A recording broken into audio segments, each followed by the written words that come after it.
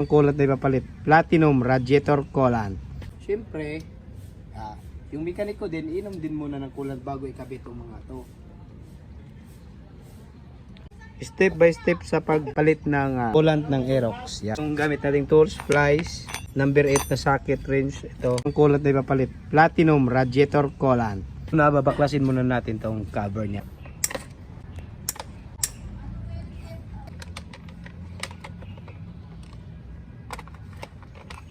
Next is tatanggalin natin tong takip. Times 2 niyan, times 2.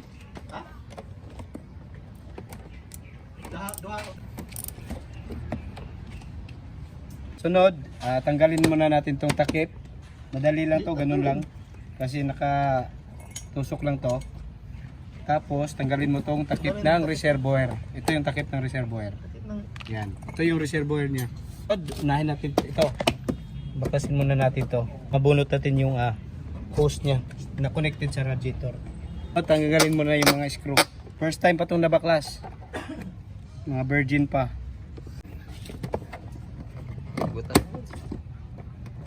Atong isa. Ayan. Next is tanggalin natin yung hose na yan para ma-drain yung reservoir. Punutin muna natin tong hose na to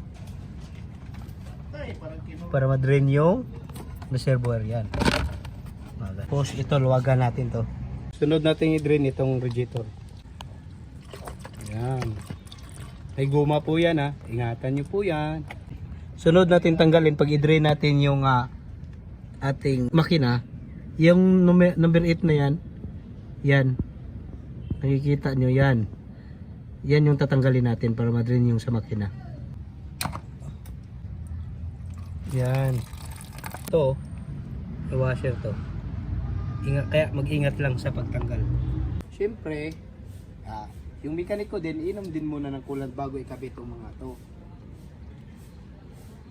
So, ibabalik na natin to. Itong mga tinanggal natin. Bago yan, punasan muna natin to para walang alikabok.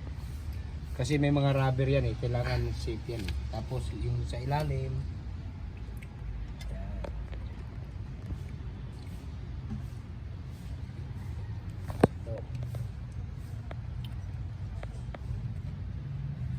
tulo So ibalik na natin to. Yung washer wag kalimutan.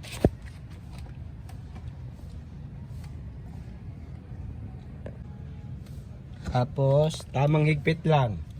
Wag sobra, tama lang talaga, tamang higpit lang. Di yan maglilik kasi may yan, may washer. Tamang higpit lang. Sunod ito. Yan, malinis naman. Kabit natin to.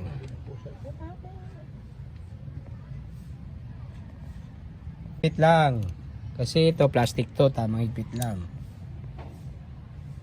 Sunod, umaya na. Excited ka? Sunod, ikabit na natin yung hose na tinanggal natin dito sa ilalim. Kapa muna bago pasok. Tapos yung lock, siguraduhin naibalik nyo. Yan. Tapos lagyan natin ng coolant to, yung radiator na. Kinabahan na yung may-ari, kulang daw to. Walang tatak nyan? Tatak dito is Baka naman. platinum. Radiator coolant.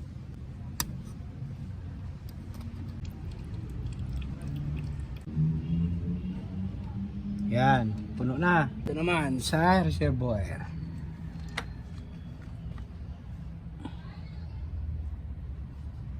Tapos, bleed tayo sa kabila. Sa pag-bleed naman, makikita nyo yung water pump na yan. Yan. Yan.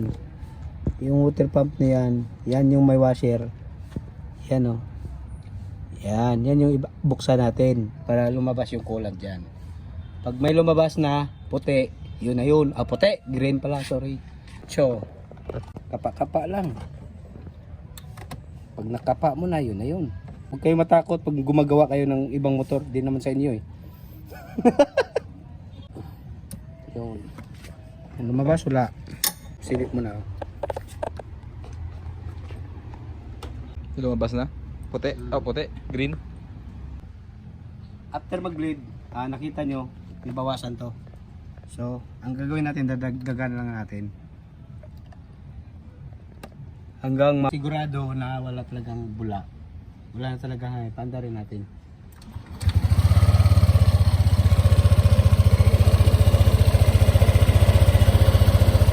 Kulan. Nadari kulan. Yan, naka-under na yan. Kulant mo na yung mekaniko. Pwede ano? Ano to? Pwede.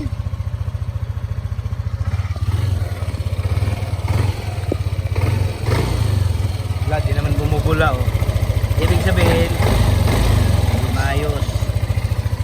Yan, reservoir na tapanak yan. So ito guys, binalik na natin yung takip. Tapos yan, nakabukas para sa breather. Pero naka-under pa yan para sigurado na wala talagang bula.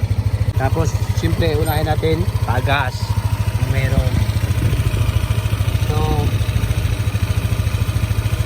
wala naman, no?